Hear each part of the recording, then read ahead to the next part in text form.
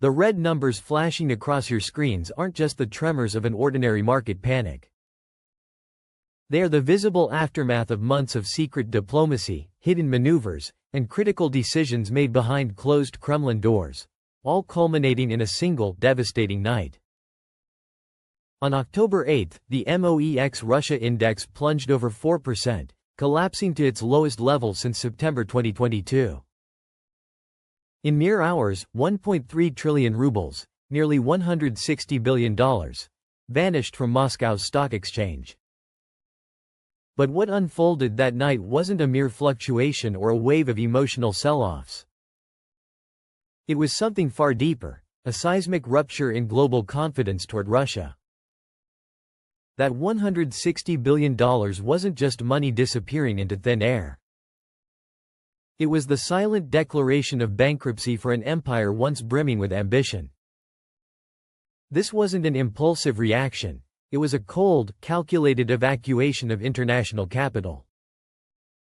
For decades, foreign investments had flooded into Russia, fueling giants like Gazprom, Rosneft, and Sberbank. But suddenly, that river of money dried up. Those once powerful corporations, inflated by oil wealth and foreign trust, turned into empty shells, abandoned by the capital that once gave them life. And it wasn't just Western investors fleeing from New York or London. The shock came when investors in Beijing, Mumbai, and even nations seen as Moscow's closest allies joined the exodus. What happened that night cannot be explained through traditional market logic. It wasn't about supply and demand. It was about the irreversible collapse of trust, the final price of Putin's geopolitical gamble. When Vladimir Putin invaded Ukraine, global capital saw the signal. Russia was no longer a rule-abiding participant in the world economy. It had become a radioactive pariah, willing to sabotage the global order for imperial ambition. But trust doesn't die overnight. Like a slow-growing cancer, it decays over years until one final blow ends it completely. The October 8 collapse was not the beginning, it was the final stage of a long, self-inflicted decay. When Putin pulled the trigger, that night, he was only firing a bullet he had loaded years ago. To understand how Russia reached this point, we must revisit the foundations, the cracks that had been spreading beneath the surface for decades. When Putin rose to power in the early 2000s, he built a glittering economic structure on rotten foundations, skyscrapers and malls masking a deeply corrupt system. International investor reports had long warned of three deadly flaws: systemic corruption, the erosion of law, and an entrenched oligarchy. In Russia, business didn't depend on merit or law, it depended on who you knew in the Kremlin. Property rights could change hands overnight, not through court orders but through a simple phone call. For years, investors tolerated this Wild West economy because of massive oil profits, but everyone knew the truth. The trust sustaining it was cracked and fragile, destined to collapse in the first storm. That storm arrived in 2014, when Russia invaded and annexed Crimea. It was a direct message to the world: Russia no longer played by any rules. Though Western sanctions were mild compared to today, their psychological impact was catastrophic. That was the first deep wound to Russia's financial credibility. Global funds began quietly reducing their exposure. The slow death of trust had begun. Then came the final rupture, the full-scale invasion of Ukraine and the total breakdown of US-Russia relations. With that order, Putin didn't just start a war. He destroyed the last pillar of global trust holding his economy upright. His message to the world was clear: international law, stability, and reason no longer matter. I follow only my imperial dream. This was the final straw for global capital. Investing in Russia was no longer just risky, it became economic suicide. Putin had cut his nation's last tie to the world's financial network with his own hands. October 8 was merely the financial aftershock of that geopolitical explosion. Interestingly, a few months earlier, Donald Trump had offered Putin a diplomatic way out, an opportunity to rebuild relations through a potential Alaska summit. Russian state media painted it as a triumph, promising that sanctions would ease and isolation would end. The Kremlin sold this as a victory, and for a brief time, hope flickered. The MOEX rose, companies regained value, and the ruble stabilized. Analysts called it the peace rally. But this illusion didn't last. By the summer of 2025, escalating espionage scandals, nuclear threats, and Baltic military tensions pushed Washington and Moscow toward an irreversible breaking point. On October 8, that fault line snapped. The collapse was not random, it was a calculated outcome of years of strategic arrogance. Even Moscow admitted it. Deputy Foreign Minister Sergei Ryabkov declared, "The structure of Russia-US relations is cracking. The cracks have reached the foundation."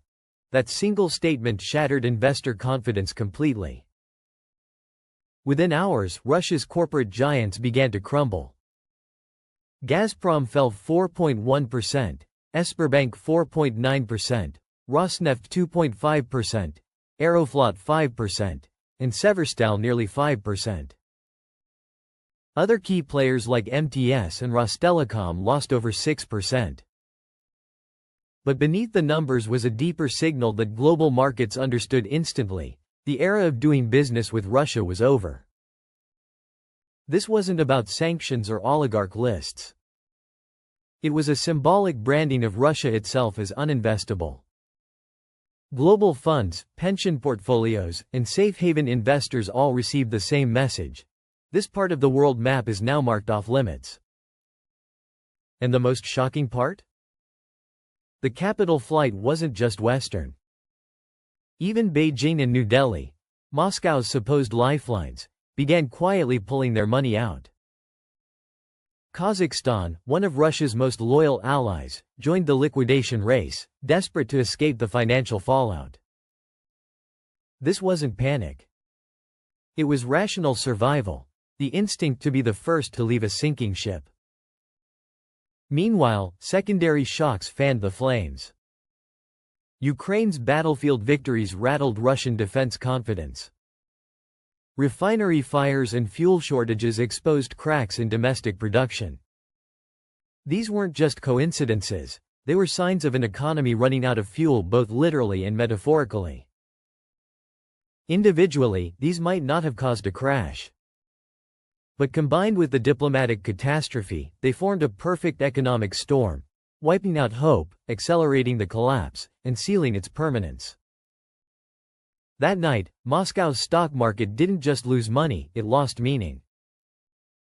What vanished wasn't just wealth but the financial future of 140 million people. The price of a reckless move on the geopolitical chessboard was now being paid in kitchens, in retirement accounts, and in the stolen dreams of ordinary Russians. As the war dragged on, the world began witnessing the slow unraveling of Russia's once formidable image.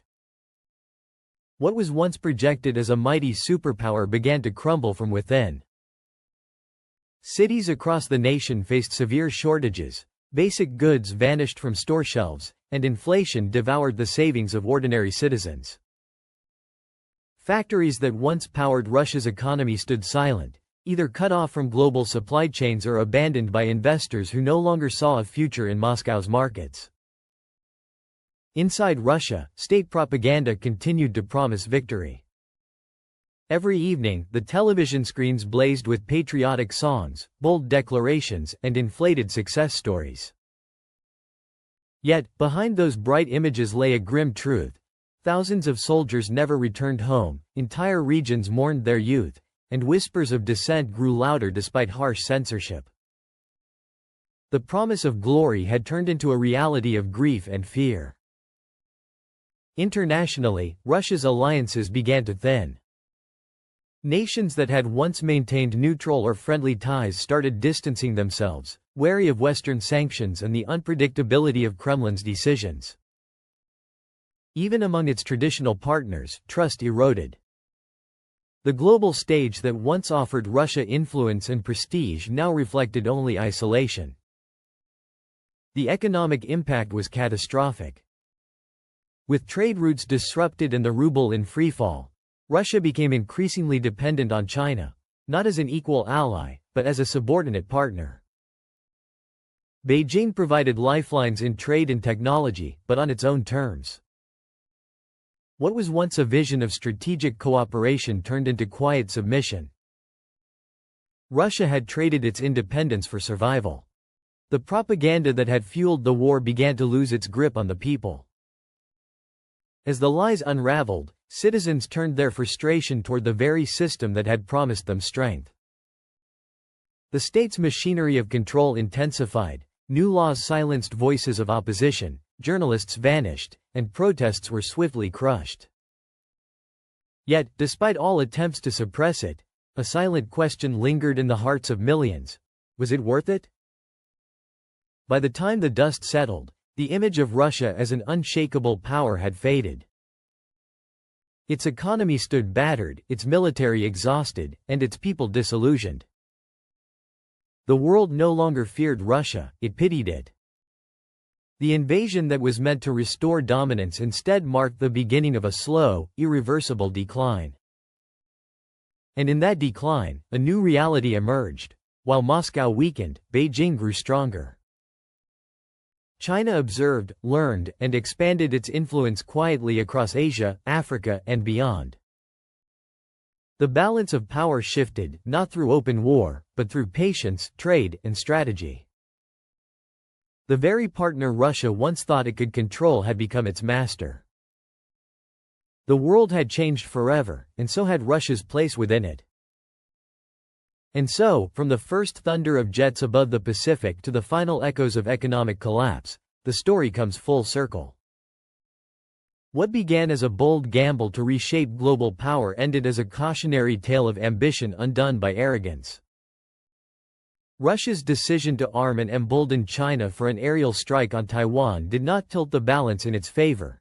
It dismantled the very foundation of its own strength. The United States, once caught off guard, emerged more vigilant and united than ever. China, patient and strategic, achieved influence without firing a single shot. And Russia, trapped by its own design, became a shadow of the empire it once claimed to be. This wasn't just a war of weapons, it was a war of perception, endurance, and consequence. The world watched as power shifted quietly from those who sought control through fear to those who mastered it through foresight. In the end, the lesson was clear. In the age of global interdependence, dominance built on deceit collapses faster than the truth it tries to bury.